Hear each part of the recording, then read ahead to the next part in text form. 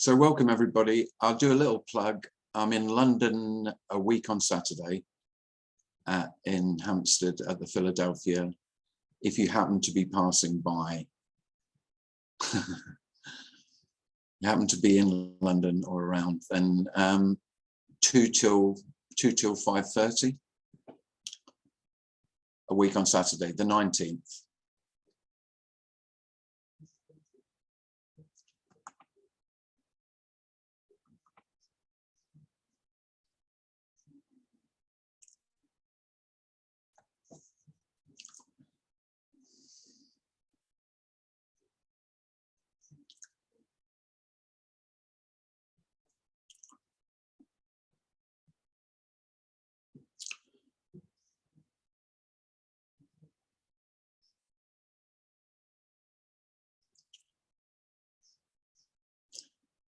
Really, all I'm ever speaking about is the waiting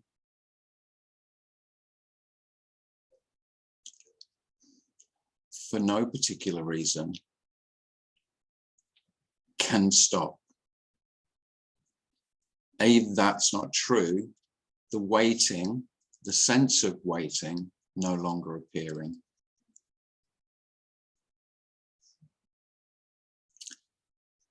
And if there's no one waiting for anything else, then there is simply what is. Now, what is isn't a thing. So you don't get to have what is. What is. And all I'm simply ever speaking about is the absence of waiting for something else other than what is. That's all. Now, all the other descriptions that might come out of this mouth or anyone else's, they're kind of window dressing.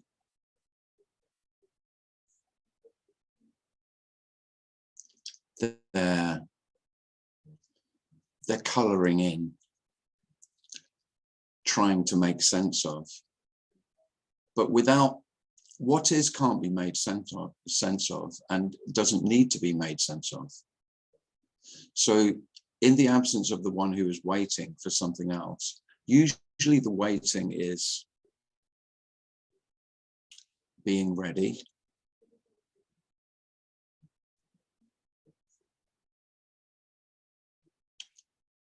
knowing I'll know when I'm there,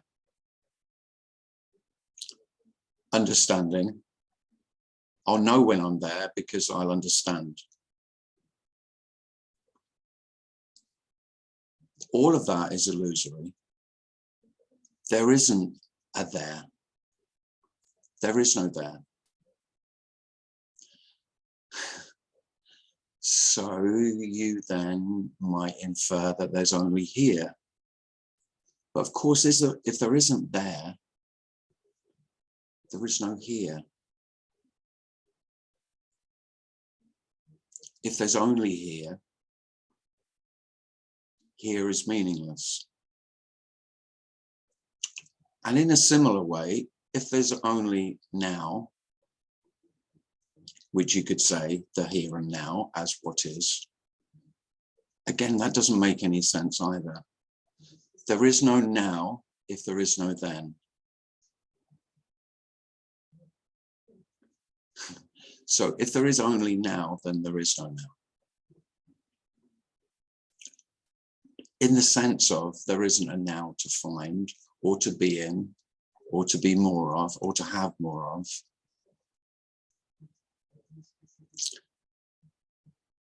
And in a similar way, if there is only what is, then there is no presence. So all attempts, a lot of the waiting, a lot of my waiting was being more present, being more in the now.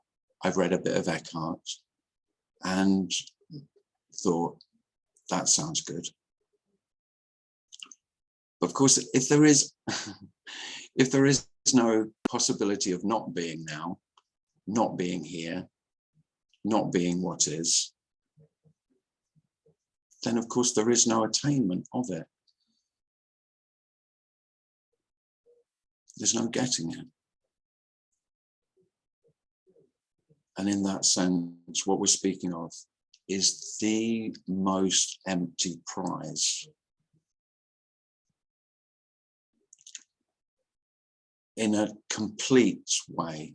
The completeness, the wholeness that you've heard speak of and probably have longed for is not will be, not could be, not might be, not possibly, is.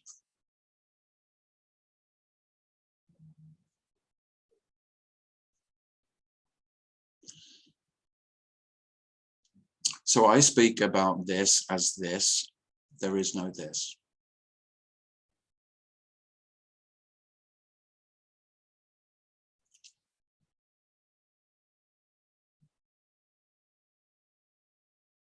Not as a thing, not as something, not as something you could find or discover or realize or attain. That's why we can speak of this as love in a completely unconditional way. There are no conditions for this to be as it is, for life, most simply, to be as it is, including all the suggestions of how it could be other than how it is. There is no exclusion, no exceptions.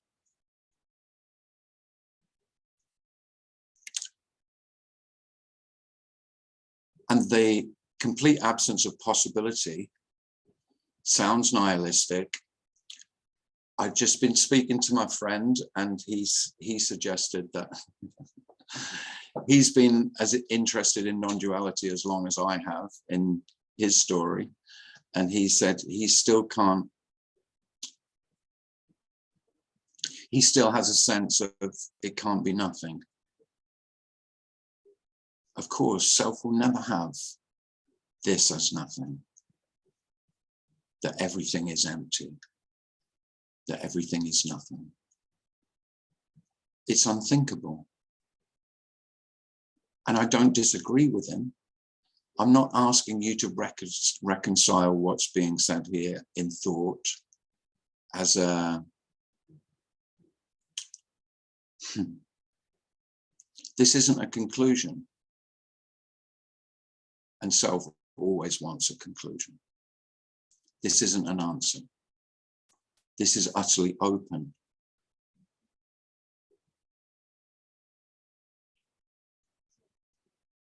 So rather than this as an answer, this is simply suggesting that there can be an end to the questions. And of course, without questions, no answers are required.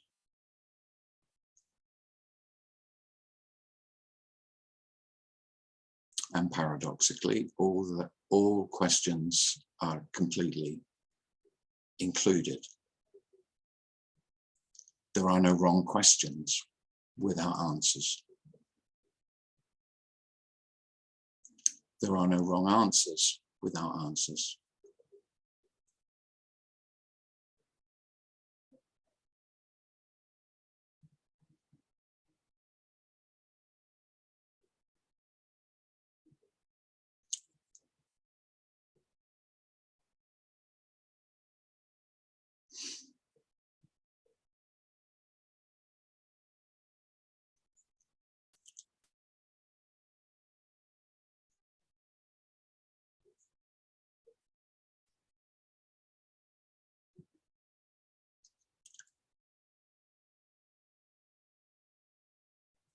So having said that, feel free to ask any questions you want.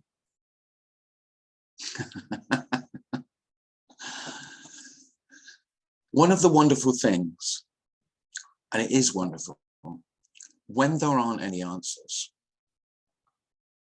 there is a complete freedom to ask questions and to give answers. Isn't that beautiful? When there is no, when there is no possibility of getting the answer, and really that's what we're speaking about.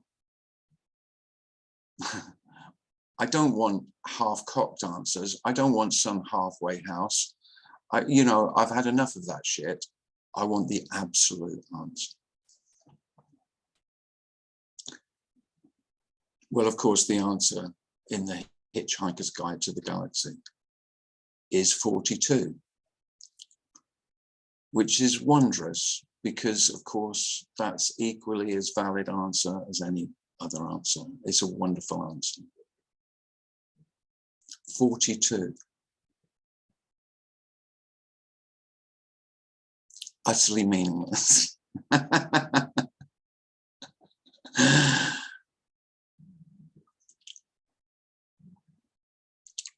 Beautifully irrelevant, insignificant.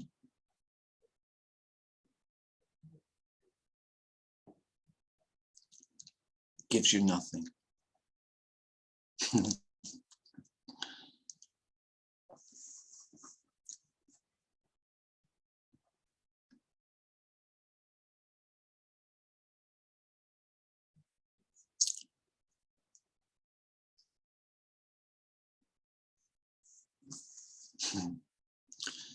So if you want to ask questions about how Douglas Harding came to the conclusion that the answer was 42, don't ask me.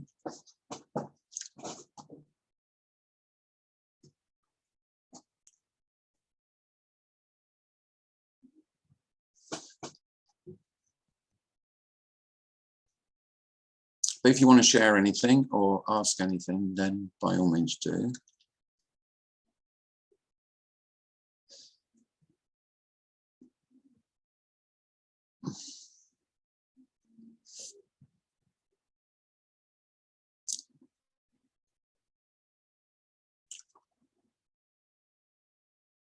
I'm very ill prepared today. I'm just going to go and get a drink.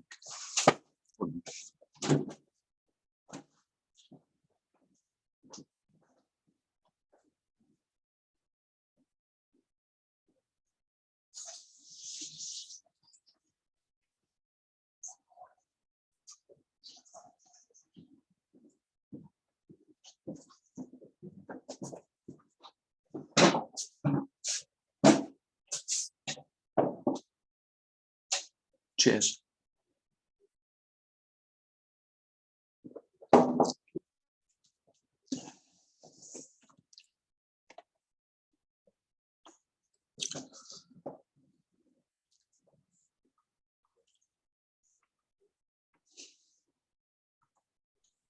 Hi, Tim. Hey, who's that? Ian.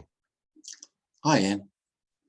So I had a funny thought yesterday. I had this thought that if you're already unsatisfied, how are you ever going to find satisfaction? Like, how would you ever recognize it if you're in a place of already being dissatisfied? And it's sort of the same thing with what you were saying, almost, that you're looking for an answer, but you're thinking that you don't know it already. Yeah. So you're never going to find it because you're in a negative position to begin with. Yeah. It's a weird position for seeker. Yeah, and it's it can't be any other way, Ian. Mm. The sense of me is that I could know, you know, and the sense of me is that I could be satisfied, but I'm not. And in that sense, yeah, they're the same. They're the same feeling, and that's how self feels most of the time. Now, the only time that doesn't seem to appear for a human being is those what seemingly momentary absences of self, which is the absence of that dissatisfaction. That happens in deep sleep. You're satisfied, but you're not there to know it. and you're Yeah, not dissatisfied because you don't know you're not there to know it either. but So yeah, and it happens in waking. I but you mean, wouldn't notice it. usually after the Yeah. noticing is always after. I mean, Hmm. there isn't a before and after, but the noticing is a story about, okay, what happened there. So there was, yeah, in the actual, you could say the experiencing of it, no, there's no noticing, because there's no one there noticing. That's why it's peaceful. That's why it's beautiful. That's why it's at rest. And then the one who goes, the the illusory one who wants more of that comes back, what seemingly, and says, well, what happened there and what was I doing, and then tries to recreate it.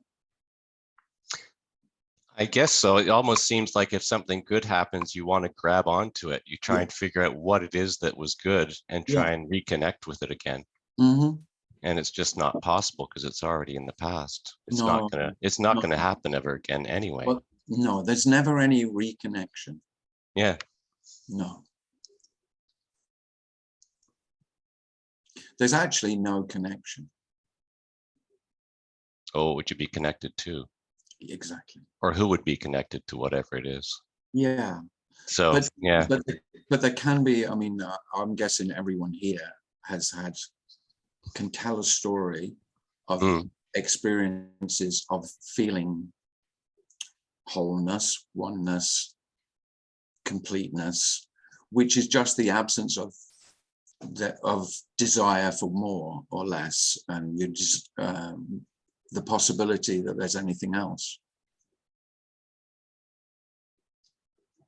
Yeah, I think there's events where that's sort of suspended, you know. Yeah, If you've got a new lover or something and you're really into that whole early stage of the new relationship, it's sort of like there's a lot of time that happens, which is just, it seems completely satisfying in a number of ways because it's very new and fresh and high energy. And yeah, so kind of, you suspend that satisfaction quest because you feel like you're there. And I guess in a way you are. I mean, that's why being in love is such a bitch, right? Because it tends to end at some point, you know, but yeah. you tend to float in it for a while because it's a type of Mm-hmm. adrenaline high in a way. There's a lot of hormone things going on too, but it's sort of so present almost. It's like excruciatingly present, you Yeah. know. So you don't you sort of get out of this loop of trying to find something that's going to satisfy. So it's sort of like a suspension almost, that sort of situation. Oh yeah, that being in love. Yeah. Yeah.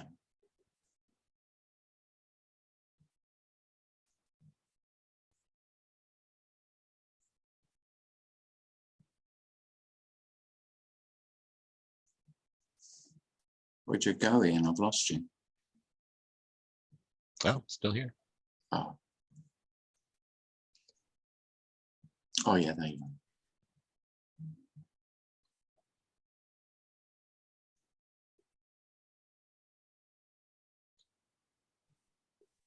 I was in a conversation yesterday with somebody and they said sometimes you're not there anymore, but you don't notice it until you notice that you've come back. And that seems to happen to a lot of people. Like Yeah, they're just doing shit and they're just walking or whatever, and they absolutely. just disappear. And then Yeah, they something brings them back, like a noise or something, and yeah, they just go, well, where was I? And they absolutely. try and find out where they were because Mm-hmm. it's just a weird thing that they notice, right? But I think that happens quite a bit, that people are just Well, that, non-existent in a yeah, way. yeah. So this can sound really special. Mm. You know, the ones who speak about this are they've attained something special. They're in a special place. This is the most ordinary. It's so ordinary as to not be recognized at all. So in the experience of there not being an experiencer, there is no experience of it. It's Yeah. only after the fact. So that's what you're describing there. So Mm. One of the most common ones is driving home, particularly on a familiar route, and then you get at your door, you park up, and you go, and there's no recollection. The journey hasn't happened. Right. You know, and how the hell did I get here? I mean, that's universal. I don't know anyone who hasn't experienced that. Right. Yeah, I had a teacher I used to follow many years ago who said the only extraordinary is the ordinary. And, you know, just in that same sort of vein, yeah. But of course, that's what self does. Self says there is the ordinary and the extraordinary, and of course there isn't. If there is only what's happening, then of course what's happening, it's everything. How much more extraordinary could you get? Yeah, but the seeker needs there to be an extraordinary, because otherwise why bother, right? And it's the lie that self says is, I know by ordinary, all that ordinary means to me, to self, is that I know what's going on. The familiar.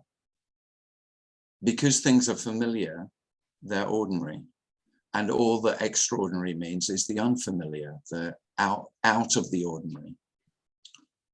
Yeah. But of course, everything is equally ordinary and equally extraordinary in that.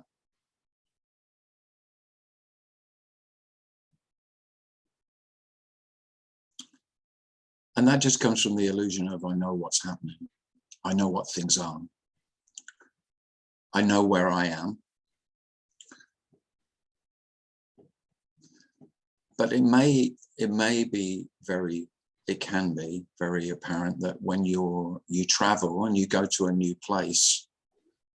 So I was in the States recently, and it's very obvious that whether I'm in the States with the beautiful Asheville posse, or I'm sitting here at this table, which is the familiar,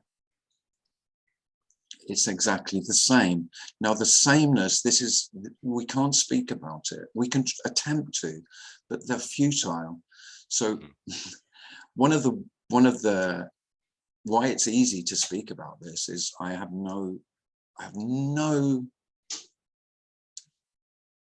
belief, or there's no way I could get it right. There isn't a way of speaking about what remains the same. And the only way I have of speaking about it is to say it's nothing. Well, Zeppelin said it was the song that remained the same. They're probably pretty close, right? Yeah, you could say. Yeah. I speak about it as the silence. The silence remains the same. But yeah, you could equally say the song. It makes no difference. Yeah, because I think some people realize that you never know what's going to happen next, and a lot of people, it terrorizes them. It scares the shit out of them. Well, because that's what self is. There is no self. I can't emphasize that enough. There is no self. But the sense of me, the sense of being me, the sense of self is that sense that I need to control life. Otherwise, I'm in constant jeopardy. You know, my life is in danger unless I know, unless I manage, unless I control. Yeah, I find it kind of liberating just to realize that you'll never know what's going to happen next. It just makes life what it is. Yeah, that in itself can be liberating. Of course, often fear comes with that sense of freedom, because self tells the story that it wants control and it wants freedom. Well, of course, the more it has of one, the less it has of the other. You know, they're not, they're mutually exclusive, those two things. The more there is attempting to control, the more imprisoned you are, or the sense of it.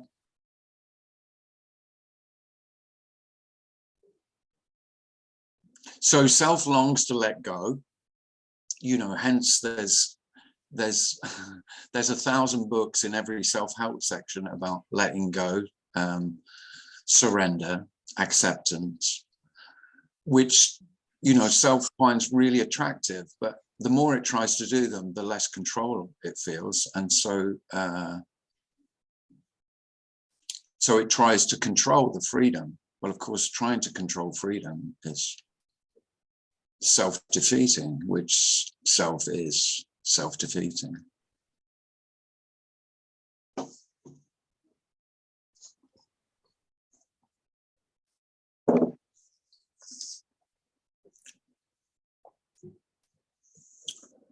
But yeah, you can't have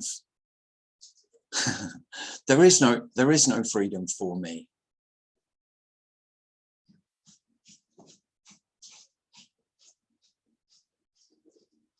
Really. How could there be freedom for the sense of being the one in control? There can be no freedom. It's all about being the driver, being the doer, the manager, the thinker, the feeler. Well, you know, that's a full-time job. And the moments you have are, you know, the moments of respite are despite you, in spite of you, you know, and that's really obvious to self. Well, I wasn't there. So there was this wonderful feeling, this wonderful ease. Life was incredibly easy. What the fuck happened? How do I get that back? Well, you can't get it back. It was simply the absence of the one who thought they could have it. I mean, it's the cruelest of jokes. Well, that's what Tony said. He said it's just a joke, but nobody's laughing. No, you know. It's yeah. And the other thing is that all of life seems to be extremely silly and nonsensical, yet everybody's running around taking it absolutely seriously. Yeah. All the time, you know. Yeah. Like you go to a comedian to get put down for your strange behavior, and so you're laughing at your own strange behavior that you're being told off about by the comedian, right? Yeah. I mean, you're paying somebody to tell you that you're basically nutty. Yeah. Right? Yeah. Which is absolutely true. A lot of comedy that I still find funny is comedy about the dysfunctional self. Yeah. It's never termed in that way, but that is what it's about. Yeah. Yeah, it's like one of my favorite Monty Python skits is Mrs. Premise and Mrs. Conclusion. Because she's trying to bury the cat and she says it took 6 hours, and she said, well, why? And she said, well, it wasn't quite dead yet.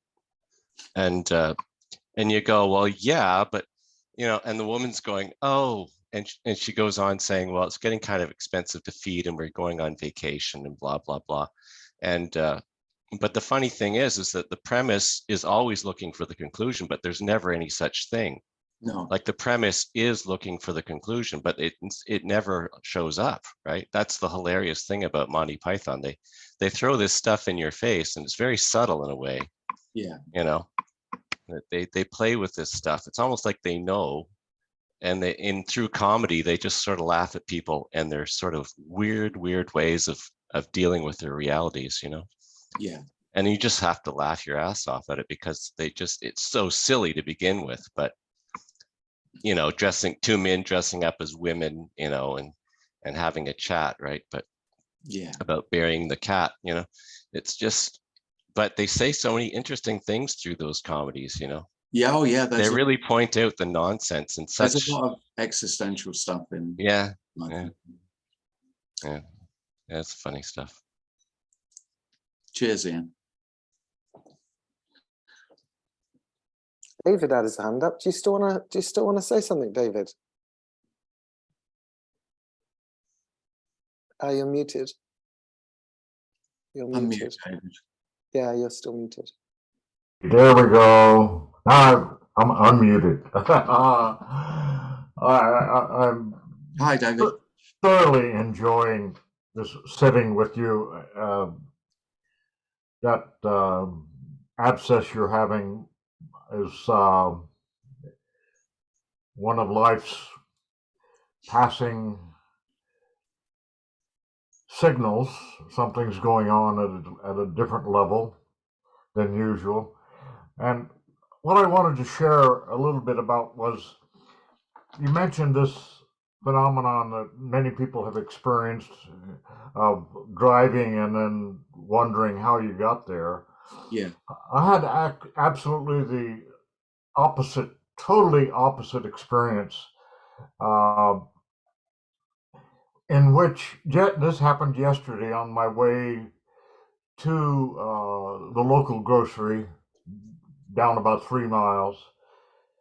Everything slowed down so totally. Every bump in the road, every turn, every nuance of the driving was in totally like slow motion. You know, I knew that I was going at a normal speed, but yet every little thing, the birds in the trees and the leaves falling, and the whole scene just became like a theater of the same action, in which the camera was slowed down to about 1/10 of the normal rate, you know, or sped up as it might have been in order to get the slow motion effect. This lasted about 15 minutes. Even after going into the grocery store, every step, everything, but there was nothing out of the way, nothing unusual about what was happening, except for the fact that time had almost like stopped for me. And it's like anything else that one experiences that is unusual from the typical everyday experience standpoint, but that to me is also something that carries the wrong conclusion, because for me the typical everyday experience is always at every moment just totally miraculous. Yeah. And there's no reason to want it to be any different at all. So even if, for instance, like you're having now, if I have pain, it's just there. It's part of life's miracle, and there's no reason for me to want to change it. You know, other than the fact that the body seems to be in a great deal of discomfort. Yeah. And we have great compassion for the body, so we may take a painkiller for the benefit of the body, for the benefit there of this beautiful mechanism, this beautiful animal essence that has provided us with this rich environment in which to enjoy life, in which to know each other and to share time with you. Thanks for being on. Thanks for coming to be with us today, Tim. Oh, thanks, David. You're welcome. And I couldn't agree more. What self does is so what what most selves would do, and you with that experience is that would be extraordinary. You know, this that whole slowing down, but it can be very obvious that of course it's no different to the most mundane. Right. No. Yeah. The same dynamic is in effect. It's just seen from a different angle. I'm thankful for the opportunity to explore the time dimension in that way. Yeah. Thanks. Good to see all of you. I feel so much when you come to America. I know you're there. I know, you know, you're close, and yet there's not that possibility for me to travel to be there. It would be wonderful, and yet the connection we have, Tim, is never weaker from one moment to the next, even if we're just staring each other in the eyeballs, you know, or halfway around the world. It makes no difference. Thanks, David. Yeah, bye-bye. Take care. Oh, nice. So,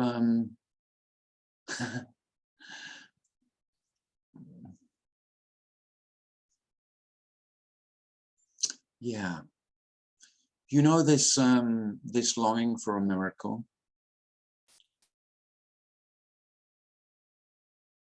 I mean, I often say this is wonderfully terrible. And of course, the death of the possibility of miracles may feel terrible. Well, that's what I'm speaking of. That's what's being spoken of. There can be no miracles if there's only miracles. That's what David was in sin. That's what he was pointing at. There are no miracles. There are only miracles. And so there's nothing to wait for. You know, the miracle, however self has envisaged the miracle, whatever it will look like. And of course, that is unique to every human being. Each human being will have what it would look like, this nirvana, this perfection, this heaven, this, this everything perfect, this miracle. So again, paradoxically, this miracle is the end of the possibility of miracles.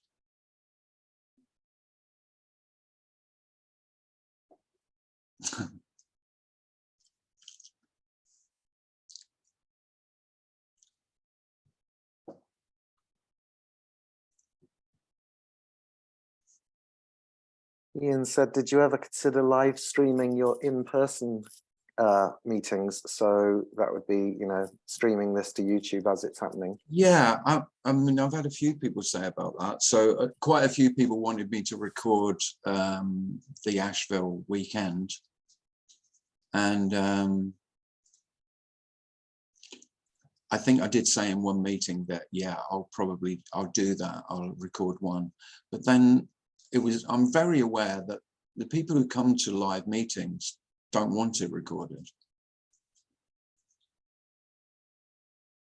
There is a real intimacy and freedom in not being recorded. And I do a recorded meeting every week. So I don't have any desire to record it. And I know it would be nice for those who can't make it. But for those who come to the meeting, there is something, there is a really basic liberation to be more open when there's no recording. You know, what goes on in the room stays in the room kind of thing. And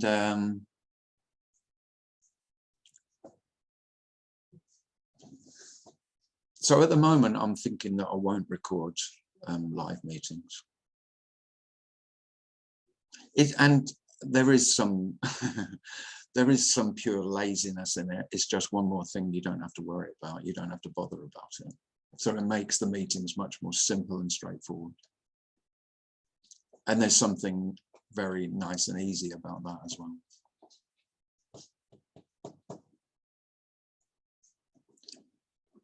I do like it in a live meeting when the people are free to share and it's not being recorded.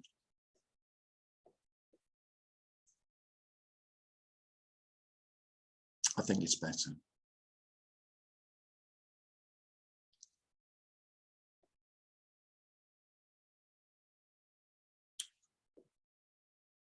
That's not to say I wouldn't do it. It might happen.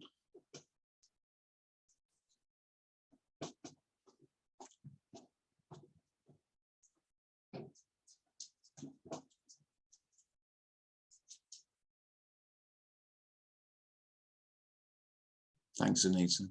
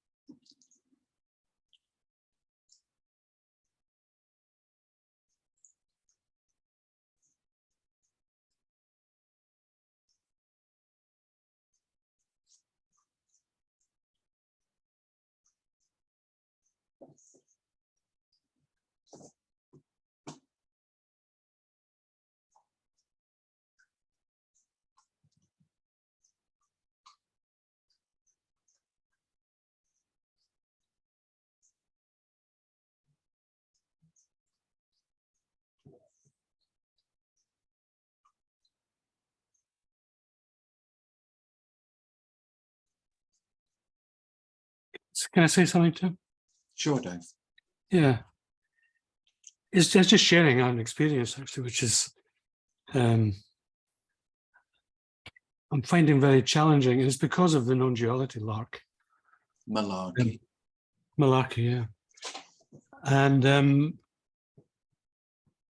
I'm writing a book about my life just now, believe it or not. And I mean, it's not Harry Potter in terms of its dissemination, but that's what I'm doing. And A full autobiography. a monograph, it's called. So it's my life's work. Shit, how grandiose. Well, I know. I'm joking. No, well, I mean, I don't want, you know, I'm not trying to be sort of immodest about it at all. It's just that it's the kind of thing. How long have you been doing that then, David? Since I was offered it at the beginning of the year, so Right. it'll be finished for beginning of next year and to be published by the university and blah, blah, blah. Yeah. And that's not the point, though. The point is that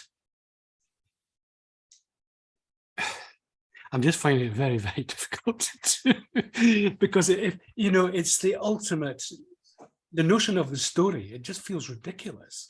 Yeah. And I don't kind of know what to get behind in terms of. David, it's no more ridiculous than any other story. No, you're right. And I'm slowly coming around to that, actually, but I have to say, I'm trying to open it to get me off the hook. No, really.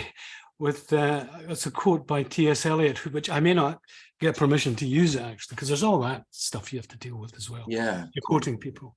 And you're good at quoting people, by the way. You just said something just now, I quite fancy quoting, actually. But anyway. Right, David, carte blanche. You have permission. You can take any of the shit that I've ever said. That's good. Well, actually, you know, David Karsh did that formally, you know, in that lovely, I think it's a lovely book. You know, David Karsh, we've talked about him. Oh, I remember. Yeah. Perfect, brilliant stillness. Oh, lovely book. And he says at the beginning, where most authors say, you know, you must contact blah, blah, blah. And he said, this is anybody's, you know, help yourself. Yeah. 500 pages. But I liked it just for that, actually. Yeah, but just to kind of wind up, and I can't really express what I'm trying to say, apart from the fact that it's the non-dual thing that's making it. Well, I can see how, but I mean, really, what non-duality does is liberate the stories. You know, they're just stories, so there's liberation in it. I know that, but part of the story, of course, is non-duality because I've been. But that's liberated as well. That's just. No, I know. It's fine.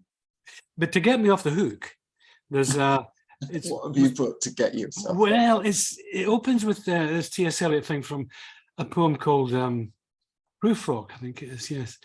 And it's an amazing, you know, T.S. Eliot was quite a chap. No stranger to non-dual notions at all, actually. Oh, not at all, no. And Margate stands, I connect nothing with nothing and all that stuff. I love a bit of little gidding. But see, I'm making myself sound quite literary there, which is great. Well, listen. So anyway, in Proof Rock, I think it's Proof Rock. You're reading through it, and he's on a bit of a roll, you know, and it's all kind of pouring out, and it's kind of weird, kind of modernist stuff. And then suddenly, it's a bit like Stuart Lee, the comedian, or something. It's like when he turns to the side of the stage. I don't know if you've seen him. Yes. And he just says, "I didn't mean that. I did not mean that at all. That's not what I meant." This is in the middle of the poem. Yeah. So my hope is that I can put it at the very beginning and say, look, however this turns out, it's not going to be what I meant. And I'm hoping that might get me off the hook. Good, but look, good to get in a disclaimer early. Absolutely. But look, I think very few people are going to see it anyway. But it's weird how you get caught up in, because I'm just caught up in a concept in a way about, you know, how this might be appropriate or not. Who gives a shit? No, not at all. You know? It's all fun. And I do mean it about, you know, if you please quote me as much as you want about your book. So I contacted Richard Sylvester. Yeah. Don't quote him. Don't quote him. No, I did. I borrowed something. It's a lovely expression. The book's called Dreaming Difference. And it's something from a friend of his it's a bigger quote than that, but I thought the notion of dreaming difference was rather lovely. So yeah, that's me, and we'll see what happens. Well, good luck with that. Yeah, we're both partway through a book. Yeah, no, of course you're you're doing your Yeah, thing. hopefully, I'm hoping for the book to be out before Christmas. For the big, for the stocking market. Little stocking filler for the children. Okay. Imagine somebody giving children a non-duality book as their Christmas present when they wanted a PlayStation. Yeah. No, I got you this instead. Yeah, I'm not quite sure why I shared that. I'm not quite sure what I was trying to say, but it wasn't just to say I was having a book. It's just the confusion. Oh, like you say, there can be a sense of dilemma in it. It's, I'm just telling a story, and it's just a story. Yeah, and I'm giving my little takes on non-duality, which are neither here nor there. I'm not laying claim to anything, but anyway. I can't speak for anyone else, but I couldn't give a shit about anyone's other opinions on non-duality in a similar way as I couldn't give a shit about anyone's opinions about anything else for that matter. Yeah. Because one thing that this,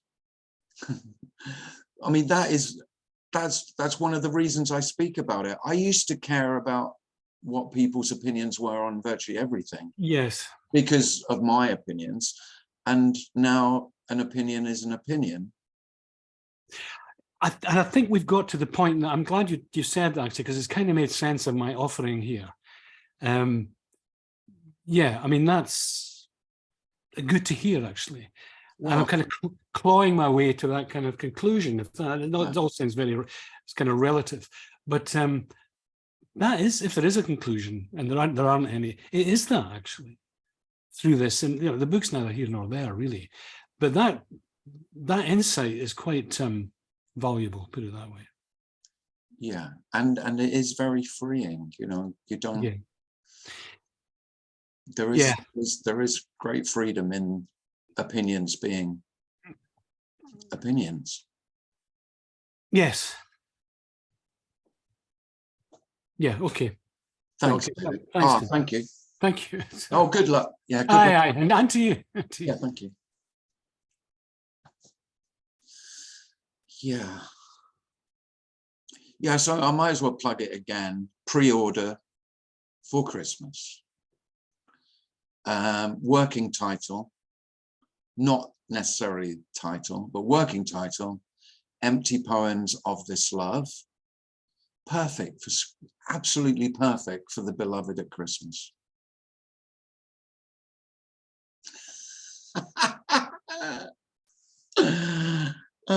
She's not going to thank you for it, nor is he.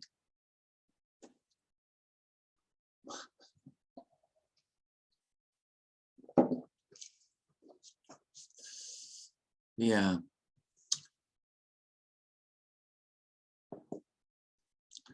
So I thought I'd put the word poetry in the title, just in case people didn't recognize it as poetry. So it's actually stated in the title so that people know what they're getting.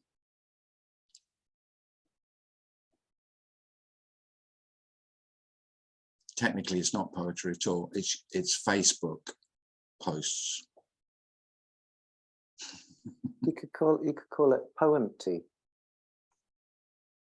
I could, but that's shit. It is, isn't it? It also sounds like emptying right. a put. Now, there's a reason I haven't asked you for a title yet, because if that's the best you can come up.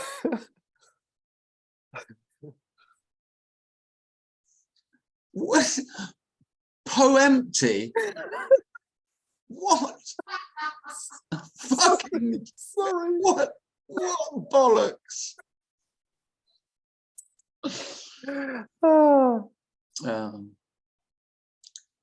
Poempty? No, that's not.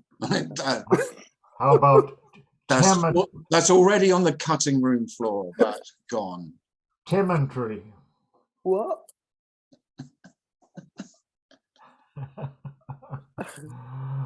Timantry. Timantry. Timantry. That's better. There you go.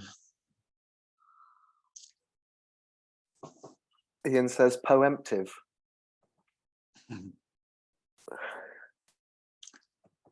Empty.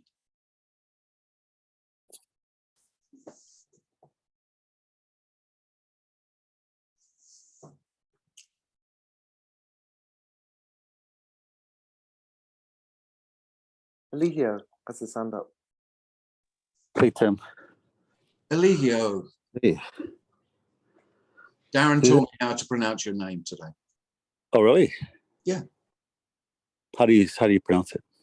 Eligio, How were you pronouncing it? Eligio. Oh, okay. I can only apologize. Nobody had told me. No, you'd never corrected me, so Darren Oh, was. well, I dealt with it for my whole life, so it doesn't really matter. Yeah, used to it. Yeah. It's not quite T.S. Eliot, but I was reading this book, and it says self tells self the story of knowledge about itself and believes it. Now, if it doesn't believe it, it might turn up at a non-duality meeting, because this is very much about doubt.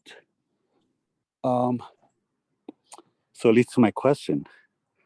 Melissa wanted to know if you told anyone to fuck off today. Now that's the Eligio I know and love. Now that's more likely the question I'm expecting from you. Yes, I think I have. Maybe yesterday. Definitely yesterday. No, I'm not sure today. Yeah, I told her you do that all the time. So Yeah, I do that quite a bit. thank you, Tim. Oh, and don't forget, I'm still up for interview. Tell her. Oh yeah, I'm gonna email you. I'm actually preparing by reading your book, and that was a quote from your book. And so yeah, I'm gonna email you. Okay. Okay, thank you. Yeah, lovely.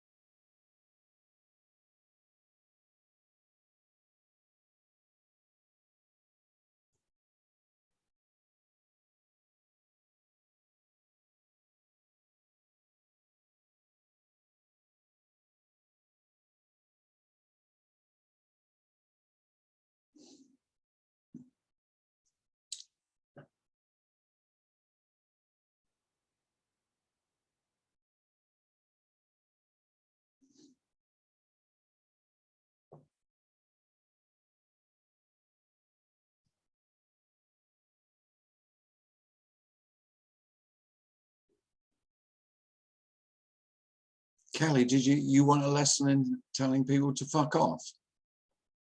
Yeah, it's not complicated. You don't need a lesson.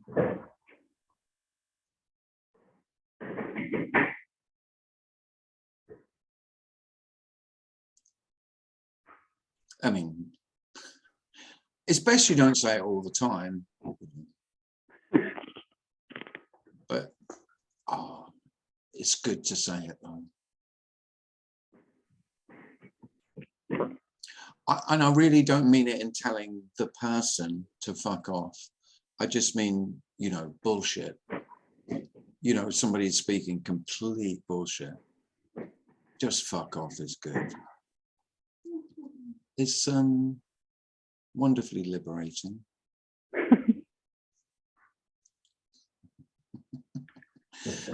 I would say it and smile. Don't say it with a, you know, with a, not that one, but you know, oh, fuck off. Okay. You know, like that. You're less likely to get a punch in the face, but you still get the pleasure of saying, you know, all the pleasure of saying it is still there. You can still get a slap for it, obviously, but it's surprising what you can get away with. I'll have to practice Yeah, we are. There you go. smiling when I say it. There's a spiritual practice for the week ahead.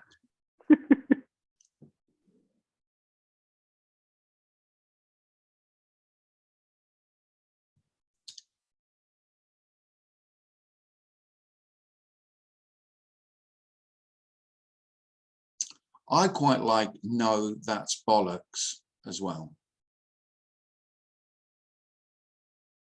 I enjoy that. You know, when someone's looking for agreement.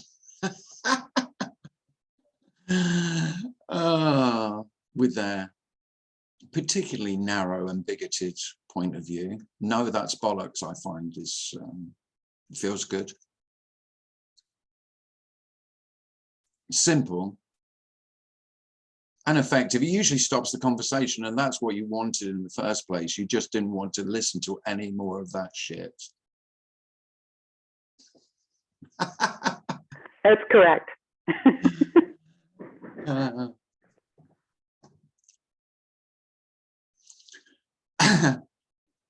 Funny. I say that, and you might think that I'm saying that all the time, but most of the time I couldn't care less, and so usually I don't say anything. I'd have to be poked quite a lot in order to to get a reaction, because normally I couldn't care less about somebody's utterly shallow, meaningless, empty, vacuous fucking opinions. I think you all know what I mean. And if it dawns on you, it may be very apparent that that's 90% at least of all conversations.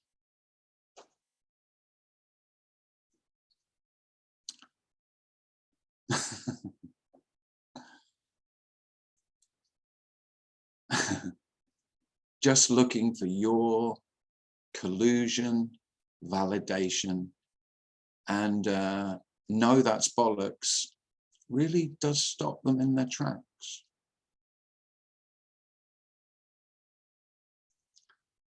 You lose friends quickly, though.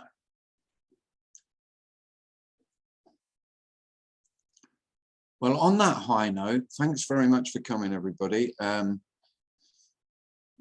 look forward to seeing you again next Thursday. And don't forget, if you're passing London on the 19th, pop in.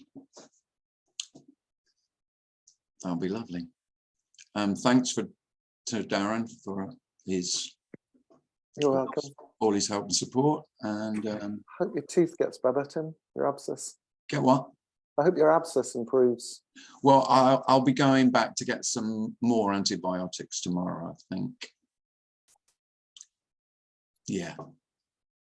It's just Yeah, sometimes I've had it before. I don't know if you have, but yeah, an infection in the gum can be really stubborn.